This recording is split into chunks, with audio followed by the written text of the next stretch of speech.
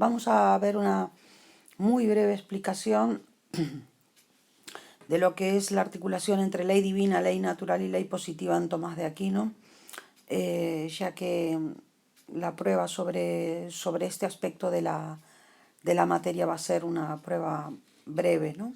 También. Como ya empezamos a explicar esta diapositiva en clase, pues la entrada va a ser también muy escueta. La idea es que tienen que ver cómo se articulan, cómo juegan entre ellas lo que es la ley divina,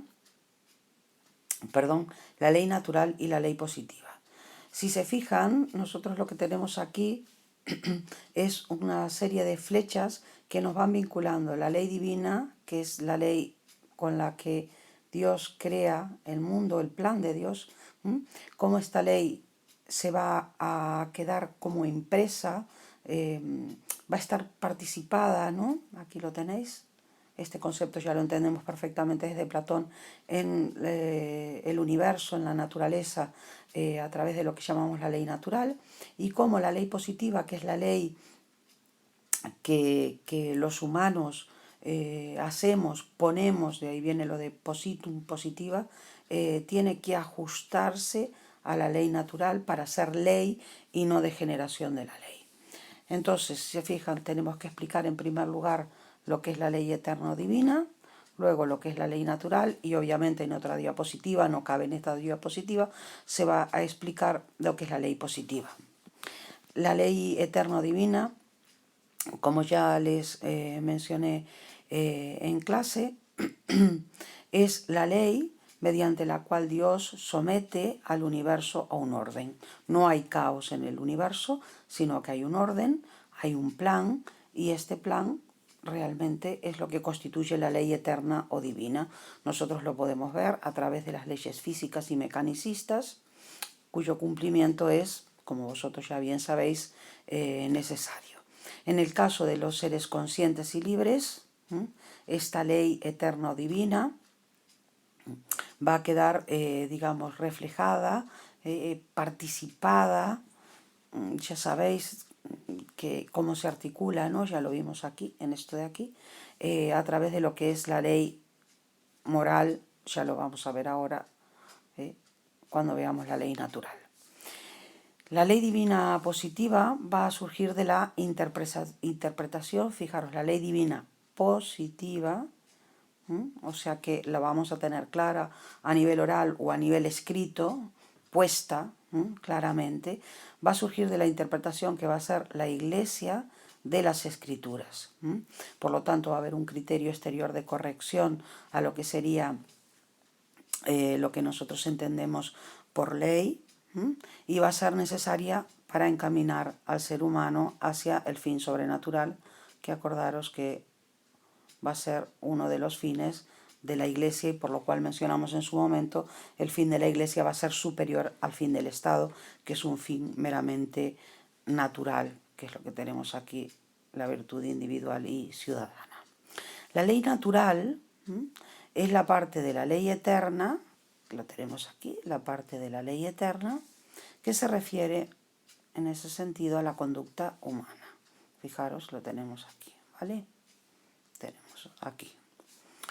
Estos principios, como decíamos el otro día, son evidentes, universales e inmutables. Evidentes, universales, para todos los seres humanos igual, e inmutables. No cambian a través de los tiempos. No es una cuestión de modernidad, no es que los de antes sean caducos y ahora con el tiempo tenemos que volvernos más modernos, ponernos al día. No. Estos, en tanto leyes naturales, en tanto que, digamos, son parte de nuestra naturaleza, están infundidos naturalmente en nosotros, dado que son un reflejo de la ley eterna con la que Dios, digamos, ordena su creación, ¿vale?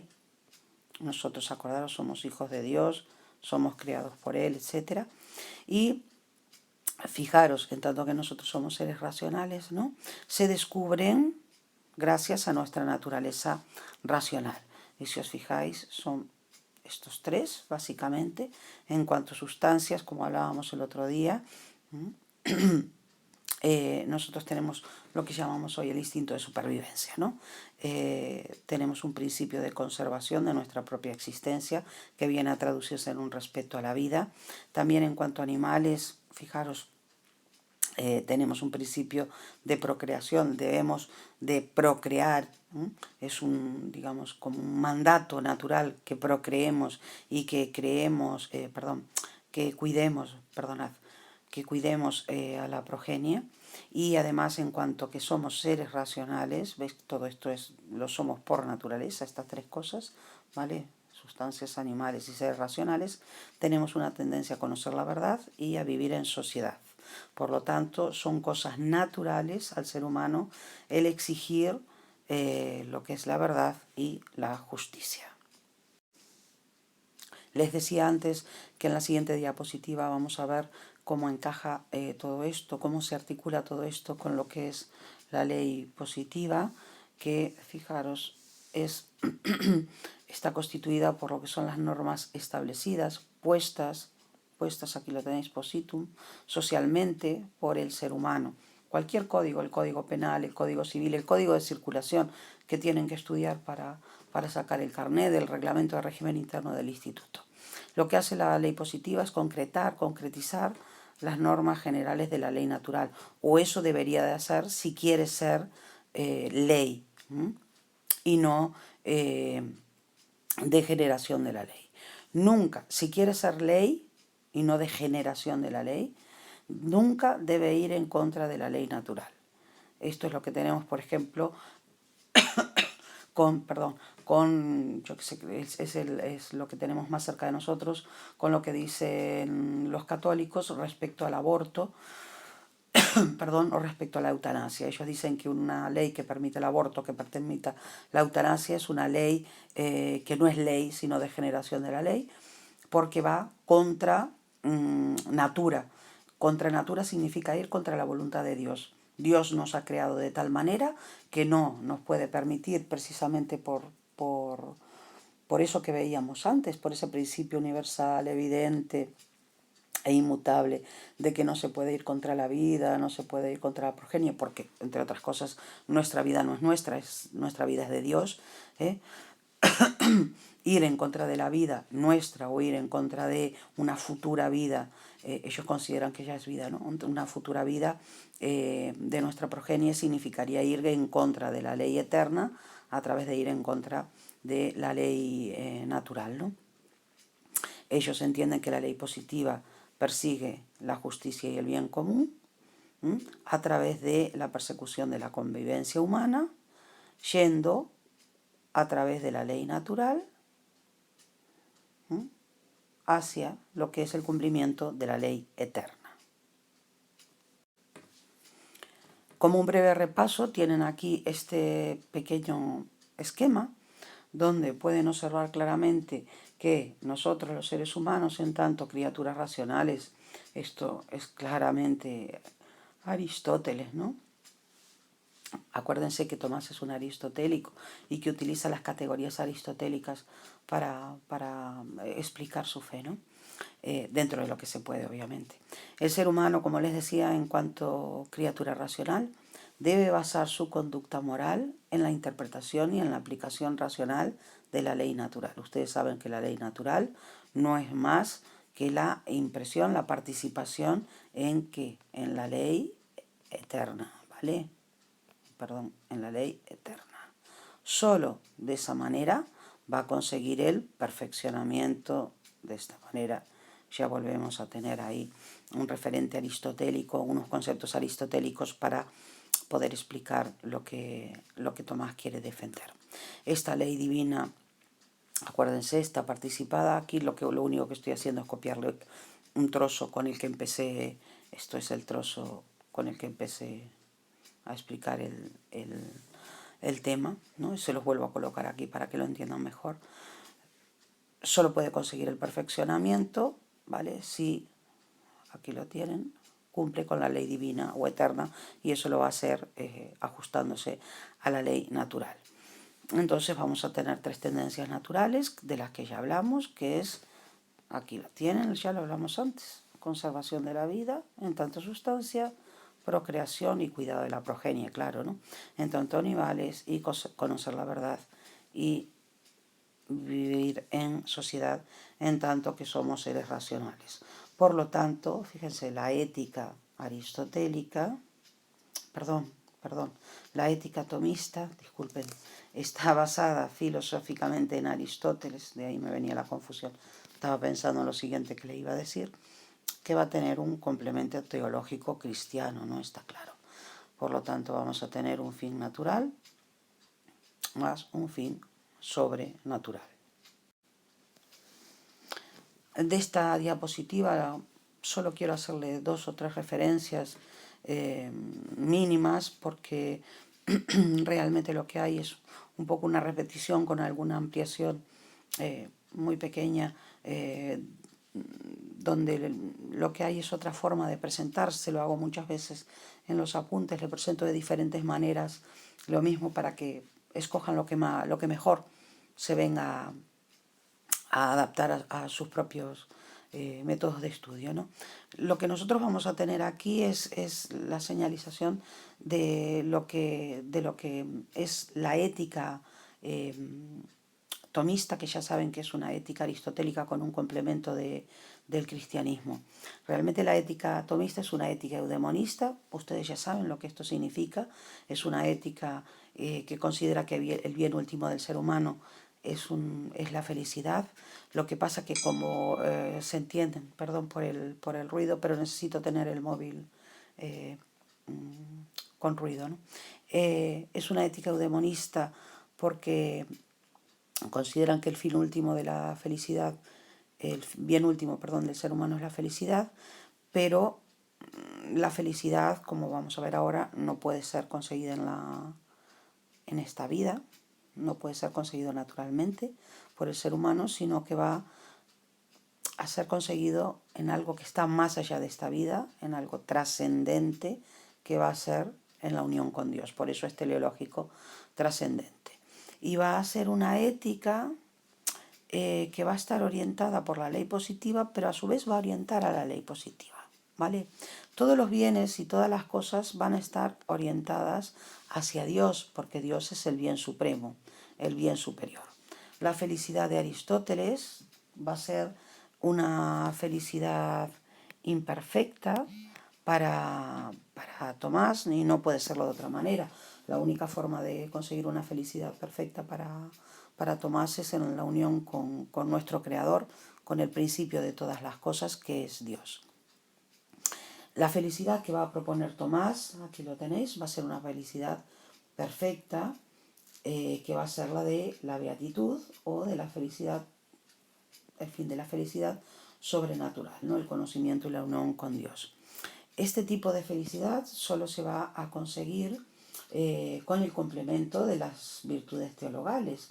No alcanzaría con las virtudes morales, que serían las que nosotros tratamos de diferentes formas, pero que tratamos con los griegos, la prudencia, la justicia, la fortaleza, la templanza, que proporcionarían la felicidad natural,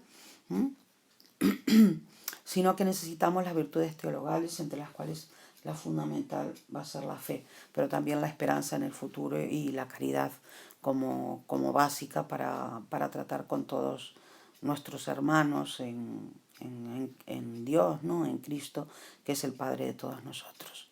Les decía antes que la ética tomista es una ética orientada por la ley positiva y que orienta sobre la ley positiva.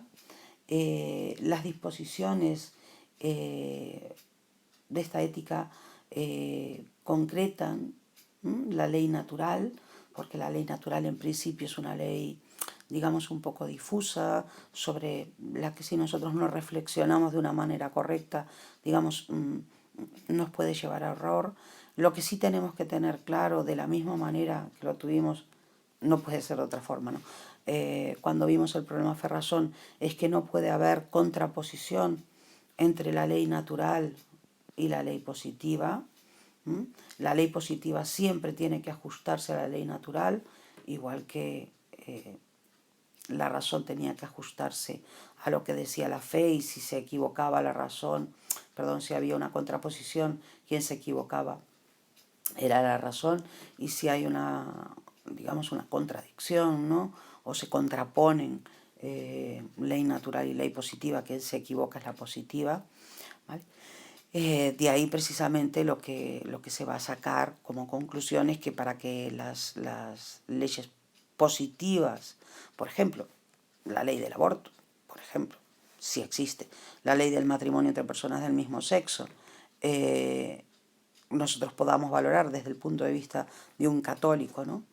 Si son leyes justas, ellos dirán que tenemos que ver si están ordenadas hacia el bien común, si están promulgadas por quien tienen potestad, o sea, por quienes pueden, están legítimamente, digamos, empoderados, ¿no? para hacerlos, y que no vayan contra la ley natural. En este caso, la gente de la Iglesia Católica dice que no, que van contra la ley natural, por ejemplo, la ley de matrimonio de personas sin que haya distinción de sexo, o sea, que no tengan por qué ser necesariamente hombre y mujer. Ellos dicen que va contra la ley natural porque en la Biblia hay pasajes, y la Iglesia también así lo interpreta, que el matrimonio siempre es entre hombre y mujer.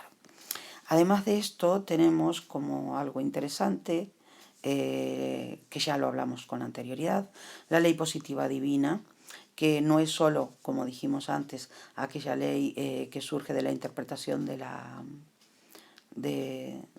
la Biblia que hace la Iglesia, sino también, como importante, los 10 mandamientos, ¿no?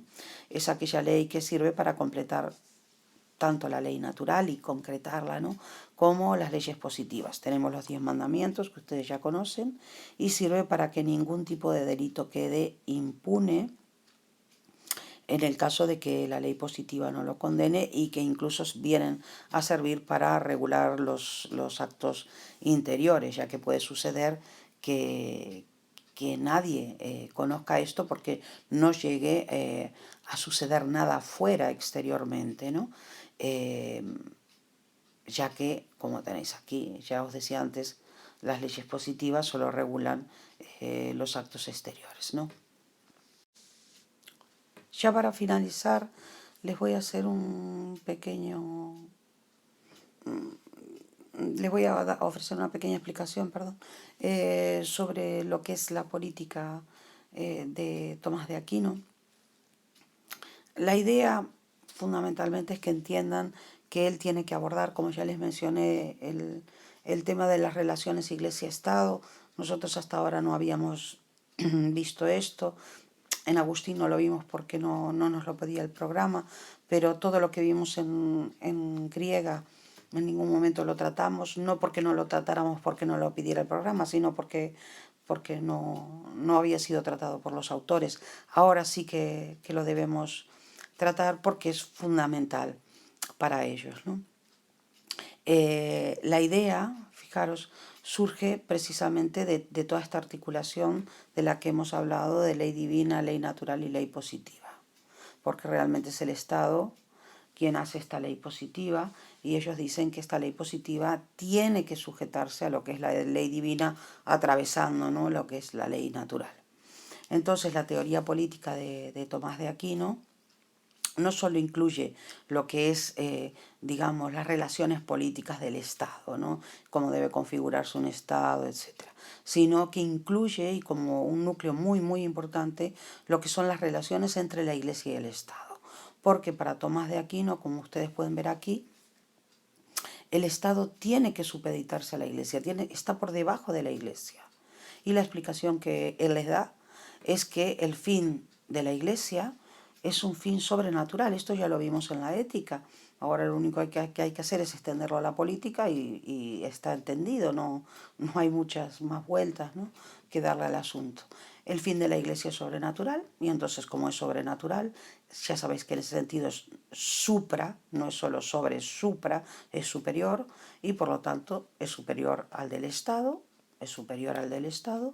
que es un fin meramente natural, entonces es superior. y por lo tanto el Estado está por debajo de la Iglesia, o debe de estarlo si hay una buena ordenación, y debe obedecer a lo que sería la ley divina, ley natural, y fijaros a todo lo que la Iglesia dice de cómo hay que interpretar la ley divina, ¿no? El Estado en ese sentido sería una institución natural. Nosotros ahí debemos decir que Tomás sigue lo que es la teoría política de Aristóteles. Ya la conocéis, el hombre común es un politicón, etcétera, que tiene una tendencia natural a constituirse en comunidades, y por lo tanto, al ser natural el Estado, también va a ser natural su gobierno. En este sentido, esto sigue sucediendo hoy, ¿no? Rechaza totalmente lo que es la anarquía, la falta de gobierno, la falta de poder, de autoridad, y lo que él va a proponer es un jus naturalismo normal, algo completamente normal, dado que él sostiene que existe la ley natural. Fijaros, naturalismo. Jus viene de aquí de iure, justitia, ley, ¿vale? Ley, leyes. Él va a decir que las leyes legales, no solo las leyes morales serían como, por ejemplo, nosotros decimos hoy que es una norma para no mentir. Para nosotros es una norma no mentir. No se le debe mentir a los amigos. Bueno, también decimos que no se debe conducir por la izquierda. Bueno, en nuestro caso, en el primer caso, no se debe mentir a los amigos, es una ley moral. No se debe conducir por la izquierda, es una ley legal. Las leyes legales van a derivar o deben derivar, las leyes legales deben derivar de la ley natural. Era lo que yo les hablaba antes. No se debe permitir el aborto. ¿Y qué significa eso? Que tienes que multar a las mujeres que lo hagan, meterlas en la cárcel, etcétera, etcétera, y todos aquellos que ayuden, ¿no? Eso es lo que significa simplemente. Porque lo que propone es un jus naturalismo, o sea, hay una naturaleza, la naturaleza viene marcada por Dios, y las leyes que se ponen, las leyes que hace la sociedad, deben ajustarse a esa ley, ¿no? Por lo tanto, el derecho, el iure, ¿no?, tiene que estar ordenado, incardinado en la moral, bajo la idea de justicia, que está inserta en la propia naturaleza humana, y que tiene esos tres grandes, que nosotros vimos, esos tres grandes principios que vimos en la ética, que son inmutables, universales y evidentes, y que tenían que ver con nosotros en cuanto sustancia, en cuanto animales y en cuanto seres racionales. Lo único que tienen aquí abajo en estos cuadros, que no me voy a repetir, es una forma distinta, como siempre, que les doy varias maneras diferentes de ver las cosas para que tomen la que mejor les sirva. Diferentes maneras de explicar lo que es la ley moral natural, la ley eterna universal y la ley positiva o derecho.